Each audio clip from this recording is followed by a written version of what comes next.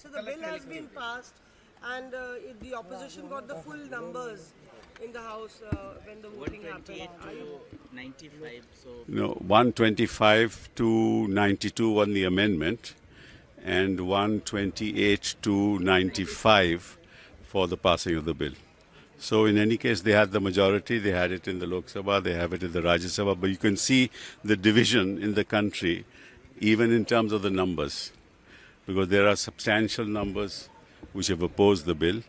So this will have political implications, and especially in respect of political parties who have given the support to the BJP, because there's an election in Bihar coming.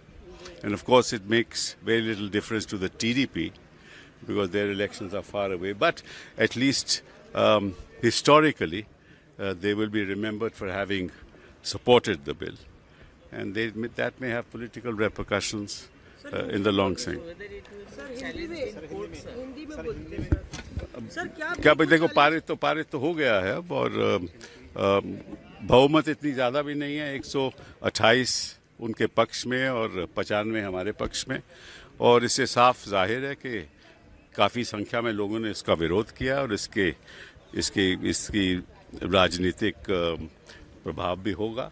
ख़ास तौर पे अभी बिहार में election होने वाले हैं, और वहाँ मैं समझता हूँ कि ऑपोजिशन को फ़ायदा भी होगा। लेकिन जो समाज में बंटवारे की राजनीति हो रही है, उससे समाज का नुकसान होगा और देश का नुकसान होगा, और भविष्य में ये देश के लिए अच्छा नहीं है, क्योंकि जो असली मुद्दे इस देश के सामने हैं वो ये मुद्दे नहीं है।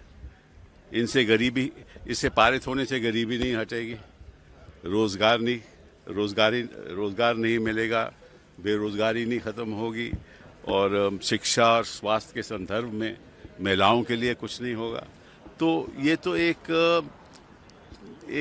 समझ लीजिए एक राजनीतिक षड्यंत्र है कि किसी तरीके से ये रोज़ के रोज़ अब चर्चाएं होंगी, वक्फ की संपत्ति के प्रति विवाद पैदा होगा, रोज़ के रोज़ उसके बारे में अखबार में होगा, फिर डिबेट होगी, और ये चलता रहेगा, और उनको ये समझते हैं कि इनको फ़ायदा हो जाएगा, तो इसीलिए उन्होंने किया है ये सब।